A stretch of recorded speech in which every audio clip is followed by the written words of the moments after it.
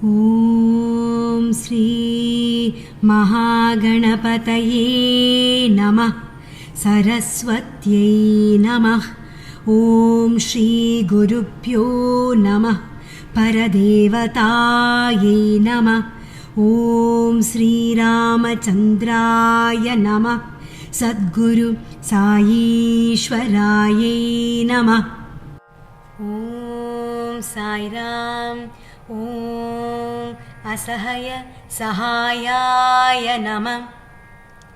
Now let us hear the chapters of Sri Sai Satcharita written by Hemat Pant based on Sri Sai Satcharitam written in Malayalam by N.Somashekaran, translated by Sulini.V.Nair.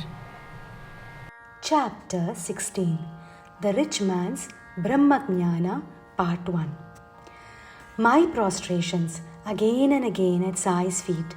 Bhakti and Sahaja Samadhi are Sai's chamars. His attendants hold staffs of peace and compassion. The 6 enemies, desire, anger, greed, delusion, pride and jealousy, do not dare go near him. The Vedas, Puranas and the 6 systems of Hindu philosophy all extol him.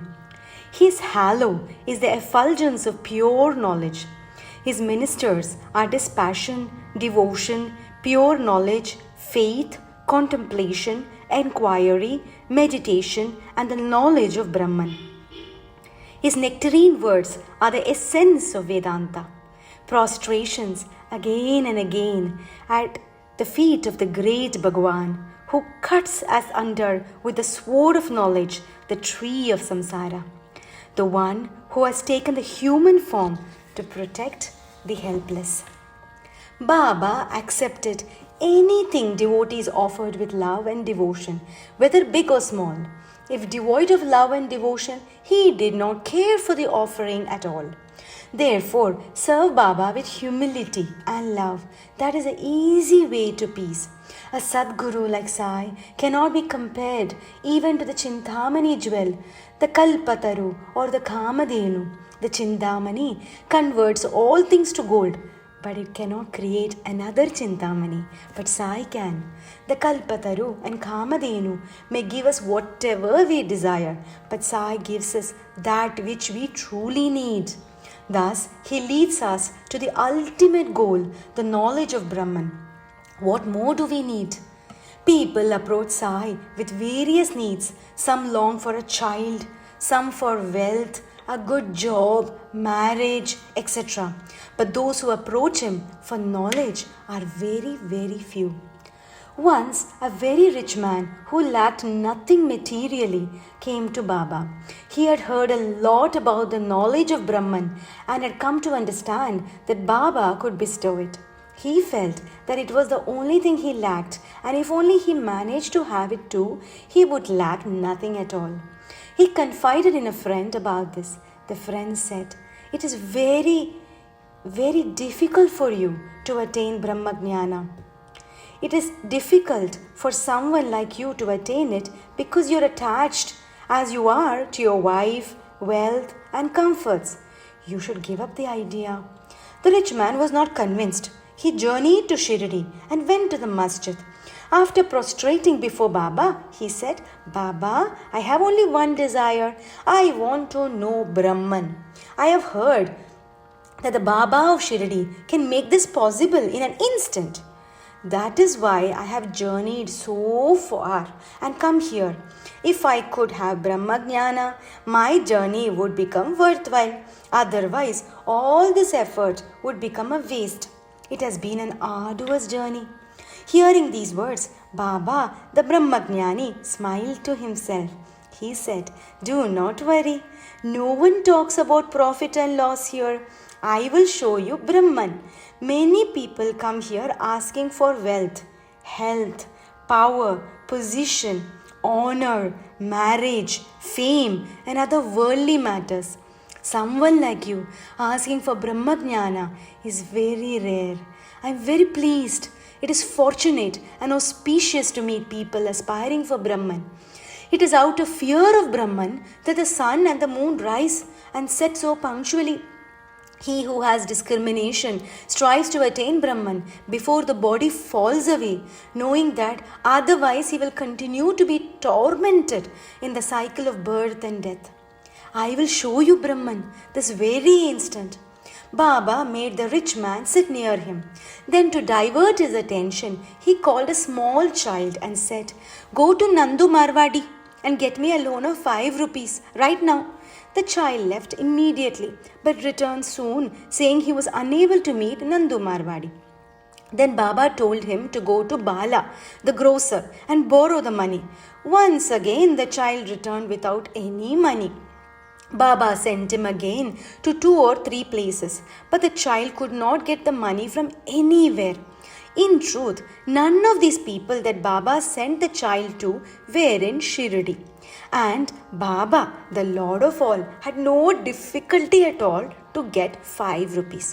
All this was a lesson for the rich man and for all of us, just as special food prepared for a guest is also enjoyed by the host. Baba knew that the rich man had more than 250 rupees in his pocket at that time. It was on purpose that he kept sending the child to borrow the money. All the while, it did not even occur to the rich man that he could lend Baba 5 rupees. How can one so attached to money ever be able to know Brahman? It was a small amount that Baba wanted, that too as a loan. Even that was difficult for the rich man to part with. When immortality can be attained only through renunciation, how was this man going to attain it? Brahma Jnana is the highest of treasures in all of existence. How can someone who could not part with a meager 5 rupees ever hope to attain it? One who truly loved Sai could never sit unmoved seeing him try so hard to get a loan of 5 rupees. But as the scene played out, the rich man did not even have the patience to even sit quietly. Instead, he started getting impatient to return. He said to Baba, "Baba, give me Brahma Jnana quickly. I need to return." Baba said, "I have been trying to give you Brahma Jnana all this while. Did you not understand? This great knowledge cannot be obtained free of cost. To attain it, you need to offer all of yourself to the Guru. All of yourself means all that you have, your 5 vital breaths, your 5 senses, ego, intellect, mind, all of it. Brahma Jnana can be attained only by one who is entirely dispassionate and whose mind remains unflinchingly steady in all circumstances. One who has the ideal spiritual samskara attains it fast. Others must patiently follow the path laid down by the scriptures. Some are like birds and reach their goal fast. Others climb step by step. But if one has no spiritual bhava whatsoever, it is pointless to even try. What is needed to attain Brahman is the wisdom to discriminate between the real and the unreal. Is this possible for all? It can be attained only through intense sadhana and the Guru's grace. Who am I? I am the all-pervasive Brahman. It is when one experiences this truth that Maya disappears. Then one realizes that all of creation is nothing but Brahman. With such realization, all delusion ends. In the dark, a rope is mistaken for a snake. When sunlight falls on an oyster, it is mistaken for silver. But on close observation, we understand that they are not snake and silver, but merely rope and oyster. At that moment, all ideas of snake and silver vanish forever from the mind. This is what is implied when we say Maya disappears. We have had countless births and countless deaths. Should we not escape from the cycle? To escape, we first need the awareness that we are bound and the desire to be free, to be born. But two kinds of people do not need this, the completely ignorant and the fully aware. Do not mistake the body for the Atman and consider oneself separate from all else. For no matter how intensely one tries, if one's understanding is such, it cannot bear fruit. If you wish to attain knowledge of the self, control the senses and steady the mind. Hold tight to the intellect. Let the intellect guide the senses and the mind. The pot was clay at first. Clay was the source of the pot. Even when the pot breaks, the clay remains. Similarly, the intellect is inherent in the mind and the senses. This intellect must be merged with the all-pervasive Ishvara. If that is achieved, one will know the self and be freed from Maya. Mistaking ropes for snakes and seeing oases in deserts will all end. Therefore, it is the Atman that needs to be known. There is a cause for all things, but the Atman is without cause. It just is by itself. Even as it is beginningless, it is ever new. It cannot be grasped using the intellect simply because it is beyond the intellect. Om is the Atman in the form of sound. Constantly contemplate and worship the eternal Brahman through Om. It is not very easy to contemplate and realize Om, but if one is blessed with the Guru's grace, it is achieved very easily. The ever compassionate sages can bestow this great blessing on a tormented jiva. The sadhak then realizes that the injunctions in the scriptures and the words of the sages are all true. With that, all vasana to engage in action drops off and ignorance is wiped off from the heart. The mind soars to the attributeless state of Brahman.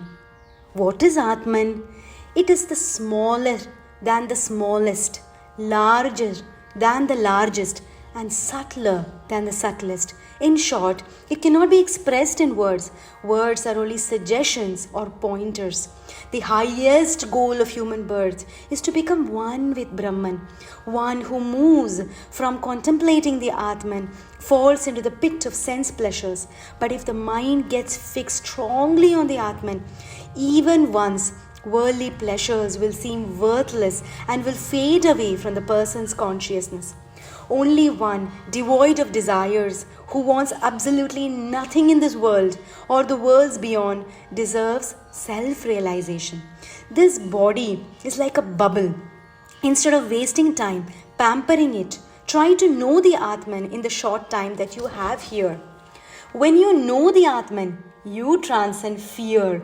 What more fear or sorrow for one who recognizes all as oneself? What more is left for him to attain? Brahma Jnana will not dawn so long as even a bit of ego, a drop of desire remains. Let go of thoughts that breed attachment to the senses and avoid circumstances that feed these. Let the heart be first purified and the intellect made subtle and sharp. Then the Atman will be revealed through its very grace. The Atman is eternal, birthless and deathless. One who knows the Atman becomes eternally blissful. He alone is brave, fearless, ever free. Brahman will not be attained through mastery of scriptures or the ability to discuss and debate. It will reveal itself only when one has no desire other than to know it. Only he who is free from the fruits of all negative karma and surrendered to the Guru is fit to receive this knowledge. When listening to the stories of God, when singing His glories, and when engrossed in worship, one must have the attitude that God is within oneself. He alone is a Mahatma who has experienced the truth that it is one supreme consciousness that dwells within all beings in creation. No matter how hard one tries, self-realization cannot be achieved without the Guru's grace. One who is attached to wealth will never attain it. Vedantis call Brahman Satyam, Jnanam, Anandam. My prostrations at the feet of Sai. By his will and grace, I shall continue to tell his story. End of chapter 16. Om Asahayasahayaya namah.